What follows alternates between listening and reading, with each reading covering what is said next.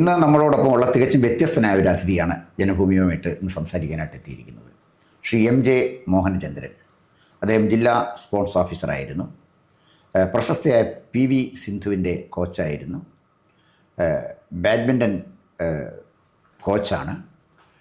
അതുപോലെ തന്നെ അദ്ദേഹം സ്വന്തമായിട്ടൊരു ബാഡ്മിൻ്റൺ അക്കാഡമി നടത്തുന്നുണ്ട്. അങ്ങനെ കേരളത്തിലെ കായിക രംഗത്ത് ശ്രദ്ധേയനാണ്. ദ്രോണാചാര്യ അവാർഡിൻ്റെ നോമിനിയുമായിരുന്നു അദ്ദേഹം. അപ്പോൾ ഇന്ത്യൻ കായിക രംഗത്ത് ശ്രദ്ധേയരായ ചുരുക്കം ചില മലയാളികളിൽ ഒരാളാണ് ശ്രീ MJ മോഹനചന്ദ്രൻ. അദ്ദേഹത്തെ ഞങ്ങൾ ഈ ജനഭൂമിയിലേക്ക് ക്ഷണിച്ചത് ഈ കേരളത്തിൽ ഇന്ന് നടക്കുന്ന തെരഞ്ഞെടുപ്പ് വ്യത്യസ്തമായ മേഖലയിൽ, ജീവിതത്തിൻ്റെ മേഖലയിൽ കഴിവ് തെളിയിച്ച ആളുകളെ നമ്മുടെ സ്റ്റുഡിയോയിലേക്ക് വിളിച്ചു വരുത്തി കേരള രാഷ്ട്രീയത്തെ അവർ എങ്ങനെ കാണുന്നു, UDF, LDF, NDA മുന്നണികളെ അവരെങ്ങനെ കാണുന്നു, കേരളത്തിലെ പൊതു രാഷ്ട്രീയ സ്ഥിതിയെ അവരെങ്ങനെ വിലയിരുത്തുന്നു, അതാണ് നമ്മൾ ചർച്ച ചെയ്യുന്ന പ്രധാനപ്പെട്ട വിഷയം. ഇന്ന് ശ്രീ മോഹനേന്ദ്രനെ ക്ഷണിച്ച് അദ്ദേഹം നമ്മുടെ ക്ഷണം സ്വീകരിച്ച് ഇവിടെ എത്തി. കേരള രാഷ്ട്രീയത്തെക്കുറിച്ച് വളരെ ആധികാരികമായും സമഗ്രമായും പറയാൻ കഴിയുന്ന, വിശകലനം ചെയ്യാൻ കഴിയുന്ന ഒരു കായിക രംഗത്തെ വിദഗ്ധൻ കൂടിയാണ്, ഒരു കോച്ചും കൂടിയാണ് അദ്ദേഹം. തീർച്ചയായിട്ടും അദ്ദേഹത്തിൻ്റെ അഭിപ്രായങ്ങൾ തികച്ചും വ്യത്യസ്തമായിരിക്കും, നൂതനമായിരിക്കും എന്നാണ് എനിക്ക് തോന്നുന്നത്. ശ്രീ മോഹനേന്ദ്രൻ, അങ്ങേ ഞാൻ ജനഭൂമി പ്രേക്ഷകർക്ക് വേണ്ടി സ്വാഗതം ചെയ്യുകയാണ്. നമസ്കാരം. അപ്പോൾ നമ്മളിവിടെ ഇന്നിപ്പോൾ റിലവൻ്റായിട്ട് ചർച്ച ചെയ്തുകൊണ്ടിരുന്നൊരു വിഷയമുണ്ടായിരുന്നു. പക്ഷേ അർഹിക്കുന്ന പ്രാധാന്യം ആ വിഷയത്തിന് കിട്ടിയില്ല.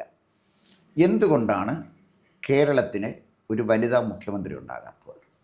തൊട്ടപ്പുറത്ത് തമിഴ്നാട്ടിൽ വനിതാ മുഖ്യമന്ത്രി ഉണ്ടായിട്ടുണ്ട്, പക്ഷേ കേരളത്തിൽ ഒരു വനിതാ മുഖ്യമന്ത്രി ഉണ്ടായിട്ടില്ല.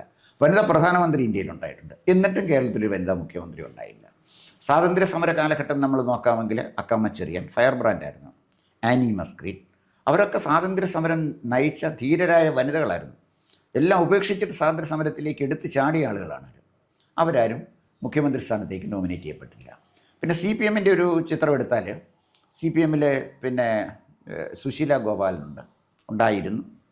KR ഗൗരിയമ്മ ഉണ്ടായിരുന്നു. കേരളം മുഴുവൻ നിറഞ്ഞൊരു പേഴ്സണാലിറ്റിയാണ് KR ഗൗരിയമ്മ. കേരം തിങ്ങും കേരള നാട് KR ഗൗരി ഭരിച്ചിടും എന്ന മുദ്രാവാക്യം പോലും ഉണ്ടായിട്ടുള്ളതാണ്. KR ഗൗരിയമ്മ ഉണ്ടായിരുന്നു. കോൺഗ്രസ്സിലായിരുന്നെങ്കിൽ ലീല ദാമോദര മേനോൻ അടക്കമുള്ള ഒരുപാട് സീനിയർ നേതാക്കന്മാർ ഉണ്ടായിരുന്നു. അങ്ങനെ എല്ലാ പാർട്ടിയിലും വനിതാ നേതാക്കന്മാരെ നമ്മുടെ സാന്നിധ്യം, സജീവ സാന്നിധ്യം നമുക്ക് കാണാൻ കഴിയും. ഈ രണ്ട് മുന്നണികളിലും അല്ലെങ്കിൽ പിന്നെ CPM-ന് ഒരു വനിതാ മുഖ്യമന്ത്രിയെ കൊടുക്കാൻ പറ്റിയില്ല, കോൺഗ്രസ്സിന് ഒരു വനിതാ മുഖ്യമന്ത്രിയെ കൊടുക്കാൻ പറ്റിയില്ല. യഥാർത്ഥത്തിൽ കേരളത്തിലൊരു വനിതാ മുഖ്യമന്ത്രി ഉണ്ടാകാതിരുന്നതിൻ്റെ കാരണം ശ്രീ മോഹനേന്ദ്രൻ്റെ അഭിപ്രായത്തിൽ എന്താണ് അതിനൊരു പരിഹാരം? നമസ്കാരം. ഒന്ന്, നമ്മൾ കേരളത്തിൽ 99% സാക്ഷരതയുള്ളതാണ് വനിതകൾ. കേരളത്തിൽ മാത്രമല്ല, ഇപ്പം എല്ലായിടത്തും വനിതകൾ പ്രധാനമന്ത്രിയും മുഖ്യമന്ത്രികളും ഇന്ത്യ ഒട്ടുക്ക് ആയിട്ടുണ്ട്. പക്ഷെ കേരളത്തിൽ നമ്മൾ ചിന്തിക്കുമ്പോൾ കേരളം എന്ന് പറഞ്ഞാൽ ഒരു പരീക്ഷണ ഇലക്ഷൻ്റെ രാഷ്ട്രീയത്തിൽ പരീക്ഷണത്തിൻ്റെ ഒരു സംസ്ഥാനമാണ്. കാര്യം ഇന്ത്യ ഒട്ടുക്ക് കോൺഗ്രസ് ഭരിച്ചപ്പം ഇവിടെ കമ്മ്യൂണിസ്റ്റ് മന്ത്രിസഭ എലക്ട് ചെയ്തു. ഇന്ദിരാഗാന്ധി എല്ലാവരും പുറത്താക്കിയപ്പോൾ നമ്മൾ കോൺഗ്രസിനെ വിജയിപ്പിച്ചു. അപ്പം ഈ നമ്മുടെ മനസ്ഥിതിയുണ്ടല്ലോ, മലയാളികളുടെ ചിന്താശക്തി. കാര്യം 99% ലിറ്ററസി ഉള്ള വനിതകളുള്ള നമ്മുടെ സംസ്ഥാനത്ത് നമ്മുടെ ചിന്താഗതി ഇപ്പോഴും ഈക്വാലിറ്റി വേണം, സ്ത്രീകൾക്ക് സൗജന്യമായിട്ട് ബസ് യാത്ര കൊടുക്കുന്നു, സ്ത്രീകൾക്ക് പലതും കൊടുക്കുന്നു.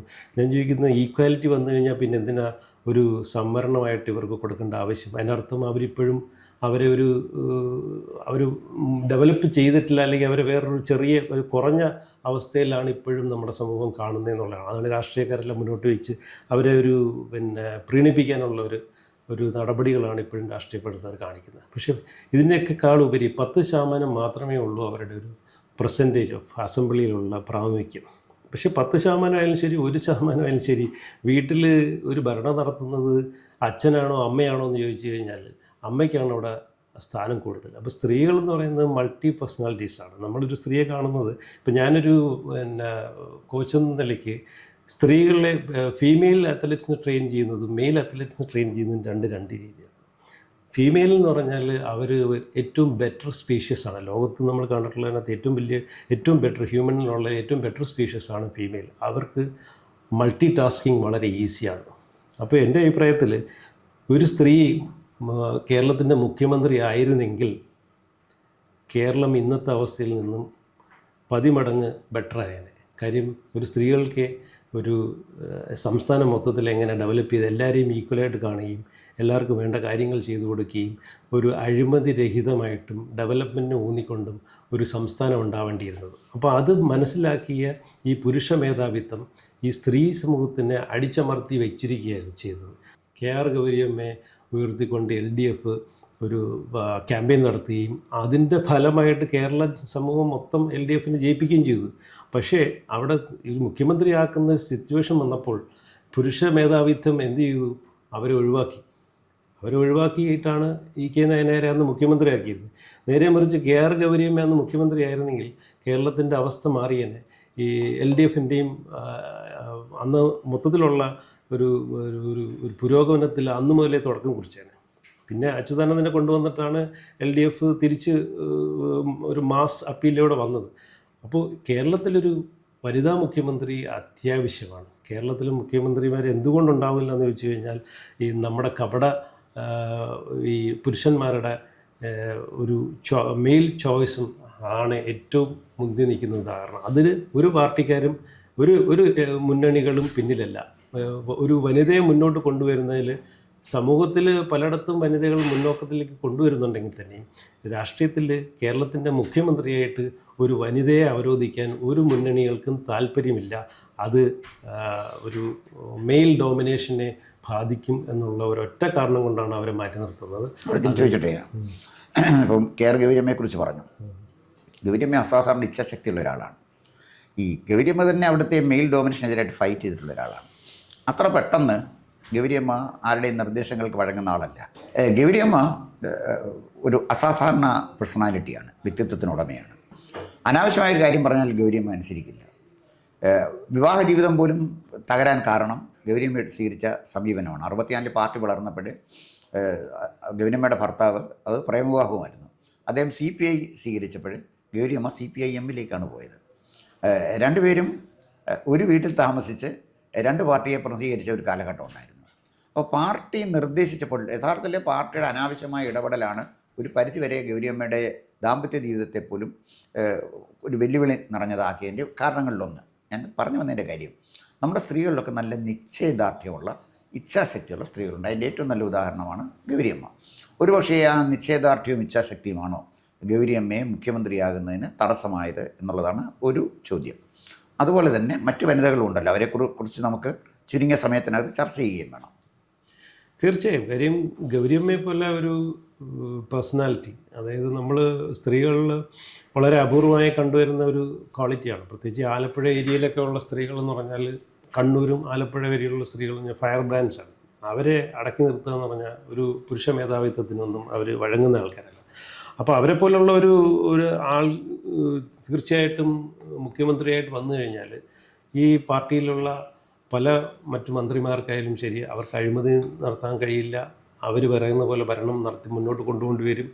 അപ്പോൾ ഒരു ഏകാധിപത്യ സ്റ്റൈലിലേക്ക് വരത്തില്ലെങ്കിൽ തന്നെയും ഒരു സ്ത്രീ ആകുമ്പോൾ ഏകാധിപത്യത്തിലേക്ക് പോകത്തില്ല. അവർക്കൊരു വീട് മെയിൻറ്റെയിൻ ചെയ്യാൻ അറിയാവുന്ന പോലെ. അപ്പോൾ ആ ഭരണത്തിൻ്റെ മികവ് കൊണ്ട് ഗൗരിയമ്മയ്ക്കായിരിക്കും മുൻതൂക്കം പാർട്ടിയേക്കാളും. അപ്പോൾ പാർട്ടിയിലുള്ള മറ്റുള്ള സ്ഥിരം കപട നേതാക്കന്മാരുണ്ടല്ലോ, നല്ല ഗംഭീരമായി പ്രസംഗിക്കുകയും ജനങ്ങളെ വളരെ മനോഹരമായി പറ്റിക്കുകയും ചെയ്യുന്ന രീതിയിലുള്ള രാഷ്ട്രീയം മുന്നോട്ട് കൊണ്ടുപോകാൻ പറ്റത്തില്ലെന്ന് അവർക്ക് തീർച്ചയായിട്ടും മനസ്സിലായി. അതുകൊണ്ട് മാത്രമാണ് ഗൗരിയമ്മയെ ഒഴിവാക്കിക്കൊണ്ട് നയനാരെ പോലുള്ള ഒരു സരസനായ ജനപ്രിയനായ ഒരാളെ കൊണ്ടുവന്നത്. Okay, agree. അപ്പോൾ ഗൗരിയമ്മ ഇപ്പം ഇന്ന് നമ്മളോടൊപ്പം ഇല്ല. അപ്പോൾ ഇപ്പം നമ്മൾ നിലവിലുള്ള നേതാക്കന്മാരിൽ CPIM-ൽ KK ശൈലജയെ പോലുള്ള നേതാക്കന്മാരുണ്ട്. കോൺഗ്രസിനകത്ത് ബിന്ദു കൃഷ്ണയെ പോലെ, അല്ലെങ്കിൽ ഷാനിമോൾ ഉസ്മാനെ പോലെയുള്ള നേതാക്കന്മാരുണ്ട്. BJP-യിൽ ശോഭാ സുരേന്ദ്രനെ പോലുള്ള ഫയർ ബ്രാൻഡ്സ് ഉണ്ട്.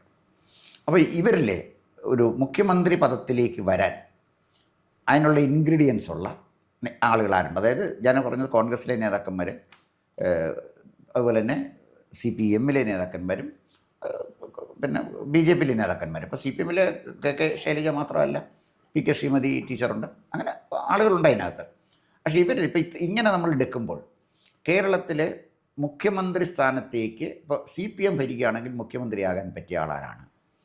അതല്ല BJP ആണ് ഭരിക്കുന്നതെങ്കിൽ മുഖ്യമന്ത്രിയാകാൻ പറ്റിയതാരാണ്, കോൺഗ്രസ് ആണ് ഭരിക്കുന്നതെങ്കിൽ മുഖ്യമന്ത്രി ആകാൻ പറ്റിയ വനിത ആരാണ്?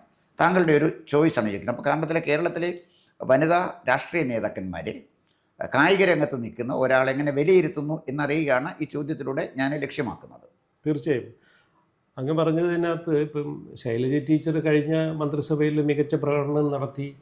അവർ ജനം മൊത്തം അംഗീകരിക്കുകയും ഒരു മുഖ്യമന്ത്രി സ്ഥാനാർത്ഥിയായിട്ട് ചില കോണുകളിൽ നിന്നൊക്കെ അഭിപ്രായം വരികയും അങ്ങനെ ഒരു ഇമേജിലേക്ക് അവർ എത്തപ്പെട്ടതോടാണ് അവർ പാർട്ടിയെ അവരെ തഴഞ്ഞതും അടുത്ത ഇലക്ഷനിൽ അവരെ അറിയാമല്ലോ എന്താ സംഭവിച്ചതെന്ന് അറിയാം, ചരിത്രം സംഭവിച്ചാൽ അറിയാം, എല്ലാവർക്കും അറിയാവുന്ന കാര്യമാണ്. അപ്പം ഒരു മുഖ്യമന്ത്രിക്ക് ഒരു എതിരാളി ഉണ്ടാവുന്നത് ആ പാർട്ടിയിലുള്ള ആ ഒരു മെയിൽ ഡോമിനൻ്റ് ആയിട്ടുള്ള പാർട്ടിക്ക് ഒട്ടും താല്പര്യമില്ലാത്തതാണ് അവർ ഒതുക്കിയത്. പക്ഷെ അവരായിരുന്നു ശരിക്കും പിണറായി വിജയൻ ഒരു മുഖ്യമന്ത്രി, വനിതാ മുഖ്യമന്ത്രി പിന്നെ LDF ഉണ്ടാവേണ്ടിയിരുന്നെങ്കിൽ അർഹതയായിരുന്നത്.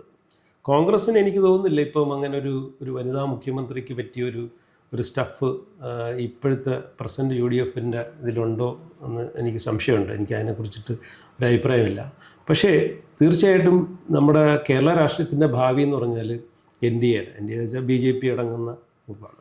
തീർച്ചയായിട്ടും ഇപ്പോഴത്തെ ഇലക്ഷന് ഒരു മികച്ച കളിക്കാരൻ, പ്രോമിസിങ് ഒരു പ്ലെയർ എന്നുള്ള രീതിയിലാണ് ഇപ്പോൾ NDA ഒരു മൂന്നാം മുന്നണിയിൽ നിന്ന് ജനങ്ങൾ അംഗീകരിച്ചിട്ടില്ലെങ്കിൽ തന്നെയും മൂന്നാം മുന്നണിയുടെ ഒരു പ്രതീതി ജനിപ്പിക്കുകയും കഴിഞ്ഞു. അപ്പോൾ അതിനകത്ത് തീർച്ചയായിട്ടും നമുക്ക് ഇനിയുള്ള ഭാവിയിൽ NDA സംഘം, NDA എന്ന് പറഞ്ഞൊരു ഒരു സംവിധാനം കേരളം ഭരിക്കാനുള്ള ഒരു ചാൻസ് ഉണ്ടാവുകയാണെങ്കിൽ ശോഭാ സുരേന്ദ്രനെ പോലെ ഒരു നേതാവിനെ മുഖ്യമന്ത്രി സ്ഥാനാർത്ഥിയായിട്ട് ഉയർത്തി കാണിക്കുകയാണെങ്കിൽ അച്യുതാനന്ദനുണ്ടായിരുന്ന ഒരു ജനപ്രീതി, ഒരു മാസ് അപ്പീൽ ഉണ്ടാവുകയും NDA തീർച്ചയായിട്ടും ജനങ്ങളുടെ, അതായത് ഭൂരിപക്ഷമായിട്ട് ഇപ്പം ഒരു അടിത്തറയായിട്ട് LDFൻ്റെ കൂടെ കൂടിയിരിക്കുന്ന സമുദായം തീർച്ചയായിട്ടും ശോഭാ സുരേന്ദ്രനെ ഒപ്പം അണിചേരുകയും ശോഭാ സുരേന്ദ്രനെ ഒരു മുഖ്യമന്ത്രി സ്ഥാനാർത്ഥിയായിട്ട് കാണുന്നതുകൂടെ NDAയുടെ തലവര തന്നെ മാറാനാണ് എൻ്റെ അഭിപ്രായത്തിൽ ചാൻസ് ഉണ്ടാകുന്നത്. അപ്പോൾ താങ്കൾ പറഞ്ഞത് ഉത്തരം വളരെ ക്ലിയറാണ്. അതായത് കോൺഗ്രസിനകത്ത് മുഖ്യമന്ത്രി സ്ഥാനാർത്ഥിയാകാൻ പറ്റിയ സ്റ്റഫുള്ള ഒരു നേതാവില്ല. അത് കോൺഗ്രസ് നേതൃത്വം പരിഗണിക്കേണ്ടതാണ്. അത്തരം സ്ത്രീകളെ കൊണ്ടുവരേണ്ട ഉത്തരവാദിത്വം കോൺഗ്രസിൻ്റെ നേതൃത്വത്തിനുള്ളതാണ്. CPIMലേക്ക് പോയാൽ എല്ലാവരും ആദരിക്കുന്ന, ബഹുമാനിക്കുന്ന, അംഗീകരിക്കുന്ന KK ശൈലജയെ പോലൊരു നേതാവ് CPIMലുണ്ട്. അപ്പോൾ KK ശൈലജയെ പോലൊരു നേതാവിനെ CPIM വളർത്തിയെടുത്തു എന്ന വസ്തുത നമ്മൾ മറക്കരുത്. മന്ത്രിസഭയിലെടുത്തു, നല്ലൊരു വകുപ്പ് കൊടുത്തു, പ്രോത്സാഹിപ്പിച്ചു. അപ്പോൾ CPIMൻ്റെ മെയിൽ ഡോമിനേഷൻ ഉണ്ടെന്ന് പറയുമ്പോഴും അവർ വനിതകളെ വളർത്തിയെടുത്തിട്ടുണ്ടല്ലോ. അത് നമുക്ക് അവഗണിക്കാൻ പറ്റുന്നൊരു കാര്യം. ഒരു പക്ഷേ കോൺഗ്രസിനേക്കാൾ കൂടുതൽ വനിതകളെ ആദരിക്കാനും പ്രോത്സാഹിപ്പിക്കാനും കഴിയുന്നത് CPIMനാണെന്നാണ് എനിക്ക് തോന്നിയിട്ടുള്ളത്. ഒരു പക്ഷേ അത് ശരിയോ തെറ്റോ ആയിക്കോട്ടെ, അതിലേക്ക് ഞാൻ പോകുന്നില്ല. പിന്നീട് വന്നത് പിന്നെ BJP ആണ്. BJP എന്തായാലും കേരളത്തിലെ BJP അധികാരത്തിൽ വരുമെന്നുള്ള കാര്യത്തിൽ എനിക്കൊരു സംശയമുള്ള ഒരാളല്ല. അത് 101% BJP അധികാരത്തിൽ വന്നേ പറ്റുള്ളൂ. ഇനി ആരെതിർത്താലും ശരി, ആര് സംഘടിച്ചാലും ശരി, ഒക്കെ അത് വരും. അതിൻ്റെ അത്തരം ഒരു ലെവലിലേക്കാണ് BJP പോയിക്കൊണ്ടിരിക്കുക. അപ്പോൾ ഇവിടെ BJPയിലെടുത്താൽ BJPയിൽ ചൂണ്ടിക്കാണിക്കാൻ പറ്റുന്ന ഒരു നേതാവ് തീർച്ചയായിട്ടും ശോഭാ സുരേന്ദ്രനാണ്. ശോഭാ സുരേന്ദ്രൻ്റെ ധീരത നമ്മൾ അംഗീകരിക്കേണ്ട കാര്യം. അച്യുതാനന്ദനെ പോലെ ഫൈറ്ററാണ്. ഇപ്പം പാർട്ടി ഭരിച്ചുകൊണ്ടിരിക്കുമ്പോൾ തന്നെ അച്യുതാനന്ദൻ നിലപാട് പറഞ്ഞിട്ടുള്ള ഒരാളാണ്. 80ാമത്തെ വയസ്സിലാണ് മതികെട്ടാൻ മലയിൽ അച്യുതാനന്ദൻ പോകുന്നത്. അച്യുതാനന്ദൻ മുഖ്യമന്ത്രിയായപ്പോഴാണ് തെളിയിച്ചത് ഇച്ഛാശക്തിയുള്ളൊരു മുഖ്യമന്ത്രി കേരളം ഭരിച്ചാൽ അനധികൃതമായി കൈയേറി സൗധങ്ങൾ പണിഞ്ഞാൽ അത് ഇടിച്ച് കളയാൻ മുഖ്യമന്ത്രിക്ക് കഴിയും തെളിയിച്ചു കൊടുത്തു മൂന്നാറിൽ, ഇല്ലേ? CPI കാലുവാരി കൊണ്ടാണല്ലോ കുഴപ്പം പറ്റിയത്. അപ്പോൾ എന്തായാലും ശരി, അതുപോലൊരു ഫയർ ബ്രാൻഡ് മുഖ്യമന്ത്രി, ജനങ്ങളുടെ പ്രശ്നങ്ങൾ അറിയാവുന്ന ഒരാൾ, അത്തരം ഒരു മുഖ്യമന്ത്രി സ്ഥാനത്തേക്ക് പിന്നെ ശോഭാ സുരേന്ദ്രനെ ആണ് നല്ലത് എന്ന് ബെറ്റർ ഓപ്ഷൻ എന്ന് അങ്ങ് പറഞ്ഞത് തീർച്ചയായിട്ടും സ്വാഗതം ചെയ്യുന്നു. എന്തായാലും ശരി, ഇത്തരം സ്ത്രീകളെ പ്രോത്സാഹിപ്പിക്കാനുള്ള ആദ്യത്തെ ഉത്തരവാദിത്വം നമ്മുടെ വനിതകൾക്കുള്ളതാണ്. നമ്മുടെ വീട്ടമ്മമാർ, നമ്മുടെ സ്ത്രീകളാണ് മനസ്സിലാക്കേണ്ടത്. അവരിൽ കഴിവുള്ള സ്ത്രീകളെ അംഗീകരിക്കാത്തവരെ അവരംഗീകരിക്കരുത്. അതാണ് ഞാൻ പറഞ്ഞത്. അതുപോലെ തന്നെ സ്ത്രീകൾക്ക് പ്രോത്സാഹനം കൊടുക്കാൻ ഒരു കാര്യം പിന്നെ താഴെ അച്യുതാനന്ദനും ശോഭാ സുരേന്ദ്രനും സമാനതകളുണ്ട്. കാര്യം അച്യുതാനന്ദനെയും പാർട്ടി എപ്പോഴും പാർട്ടി ജയിക്കുമ്പോഴും അച്യുതാനന്ദൻ തോറ്റുകൊണ്ടിരുന്നു, അച്യുതാനന്ദൻ ജയിക്കുമ്പോൾ പാർട്ടി തോറ്റിരുന്നു. അതേപോലെ ശോഭാ സുരേന്ദ്രന് ജയിക്കാൻ ചാൻസുള്ള മണ്ഡലങ്ങളിൽ നിന്നും ഒഴിവാക്കി പുതിയ പുതിയ മണ്ഡലങ്ങൾ കൊടുത്ത് ശോഭാ സുരേന്ദ്രൻ അവിടെ എല്ലാം ബി ജെ പിക്ക് വോട്ട് ഷെയർ കൂട്ടിക്കൊണ്ടിരിക്കുകയും ചെയ്തു. അപ്പോൾ രണ്ടുപേർക്കും ഏകദേശം ഒരു സമാനമായ ഒരു സ്വഭാവം പാർട്ടിക്കുള്ളിൽ സംഭവിക്കുന്നുണ്ട്. തീർച്ചയായും. അപ്പോൾ ഇത് താങ്കളുടെ അഭിപ്രായ പ്രകടനം വളരെ പ്രധാനപ്പെട്ട ചില കാര്യങ്ങളിലേക്ക് വിരൽ ചൂണ്ടുന്നതാണ്. അതിൽ നമ്പർ 1, ശോഭാ സുരേന്ദ്രന് വോട്ട് വർദ്ധിപ്പിക്കുകയും അവരെ മികച്ച നിലയിൽ പ്രകടനം കാഴ്ചവെക്കുകയും ചെയ്യുമ്പോൾ അത് പാർട്ടി അത് പ്രോത്സാഹിപ്പിക്കുന്നതിന് പകരം പലപ്പോഴും നിരുത്സാഹപ്പെടുത്തുന്നതാണോ എന്ന് അങ്ങ് സംശയിക്കുന്നു. പാർട്ടി അതിന് മറുപടി വേണ്ടത്, ഞാനല്ല അതിന് മറുപടി പറയേണ്ടത്. അത് ജനങ്ങൾക്ക് ഫീൽ ചെയ്തു. അപ്പോൾ ജനങ്ങൾക്ക് ഫീൽ ചെയ്താണ് തീർച്ചയായിട്ടും അങ്ങ് പറഞ്ഞത്.